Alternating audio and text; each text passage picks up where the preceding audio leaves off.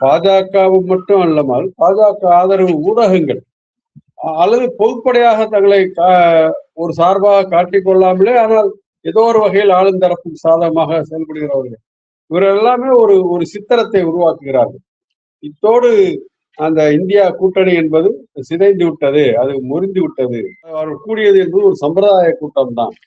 அந்த கூட்டணியில் இருக்கிற கட்சிகளுக்கும் சரி, கூட்டணி என்கிற முறையிலும் சரி, பெரிய எதிர்காலம்லாம் இல்லை என்கின்ற ஒரு சித்திரத்தை உருவாக்கி கொண்டிருக்கிறார்கள். அந்த நிலைமையில இல்லை என்று உறக்க சொல்வதற்காக இந்த இந்திய அரசியலில் இன்று உருவாகி இருக்கின்ற சூழலில் இந்தியா கூட்டணிக்கு ஒரு முக்கியமான இடம் இருக்கிறது, முக்கியமான பணி இருக்கிறது என்பதை சொல்லும் வகையில நேற்றைய கூட்டம் கூட்டப்பட்டிருக்கிறது. சொந்த காரணங்களுக்காக ஒரு கட்சியும், மீதி 2 கட்சிகள் அரசியல் காரணங்களுக்காக ஒதுங்கிவிட்டன என்பதுல ஒரு வருத்தம் இருக்கிறது. கண்டிப்பா, குறிப்பா தமிழ்நாட்டை பொறுத்த வரைக்கும் திமுக ஒரு முக்கியமான ஆளுமையாக, கூட்டணிக்கு ஒரு முக்கியமான பலமாகவே கூட விளங்கி வந்திருக்கிற கட்சி. எனவே அவர்கள் இந்த முடிவை எடுத்தது என்பதுல ஒரு பலவீனம், இந்த பலவீனம் உறுதியாகி விடுமோ என்கின்ற சந்தேகம் இது குறித்த கவலை உள்ளவர்களுக்கு, அந்த அக்கறை உள்ளவர்களுக்கு இருக்கிறது என்பது உண்மைதான். என்றாலும் கூட கூடிய மற்ற கட்சிகள் கிட்டத்தட்ட 28 கட்சிகளோ என்னவோ பங்கெடுத்தார்கள் என்று நினைக்கிறேன்.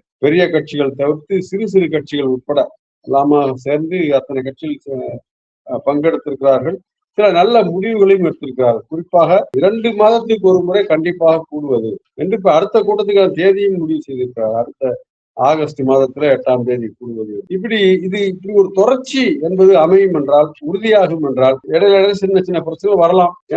ஆனாலும் அதெல்லாம் சமாளித்துக் கொண்டு இந்த தொடர்ச்சி என்பது உறுதிப்படும் என்றால், அதுல என்ன சும்மா டீ குடிச்சிட்டு போக மாட்டாங்கல்ல. இப்போதைக்கு வந்திருக்கின்ற அரசியல் நிலைமை அது பரிசீலிக்கப்படும். அடுத்து என்ன செய்யலாம் என்பது குறித்து ஆலோசிக்கப்படும். அதுல கூட்டணி கட்சிகள் அந்த ஆலோசனையின் அடிப்படையில் செயல்படுகிற போது அது முக்கியமான மாற்றங்களுக்கு விட்டு செல்லும் என்று நாம் எதிர்பார்க்கலாம்.